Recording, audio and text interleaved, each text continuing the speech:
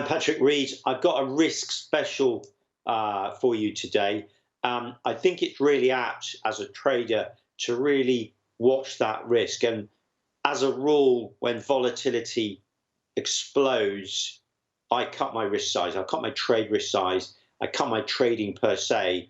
And instead of trading the general 2 to 3% per trade of capital, I cut it right back to 1%.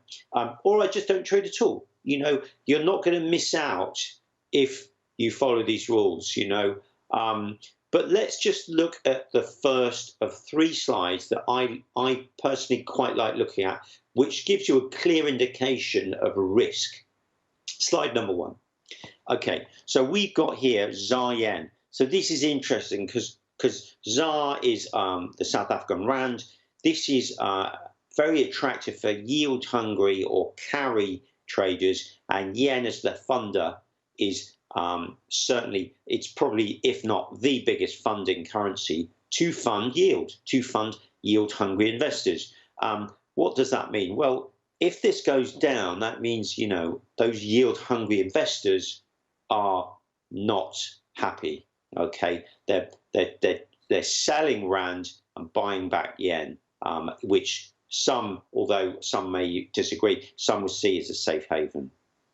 This is really important, and it's a great, not just rand yen, but it's a great metric along with other currency pairs and cross assets. It's a great metric for risk. Excuse me. The second slide. Okay, here's another one. Similar is CAD yen.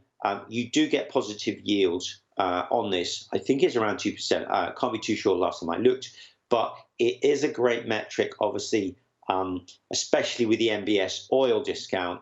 This has just been going south. This, as I'm sure you know, is made up from dollar yen and dollar CAD. So you had a double whammy of dollar CAD higher and dollar yen lower, which makes this quite formidable to trade. You know, it can move very, very quickly. And then the final slide today is dollar MEX.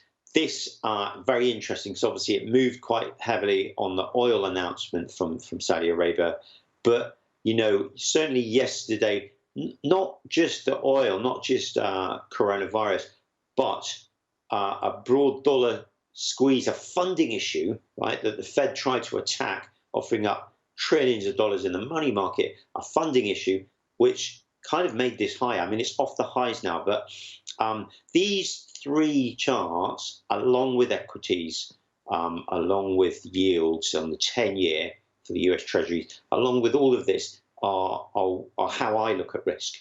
And just bear in mind that all of them together, the sum of the parts is often greater than the individual ones. I hope these charts are helpful. That's it from me. These are precarious times for many, many reasons. So please, please, please watch that risk. Thank you.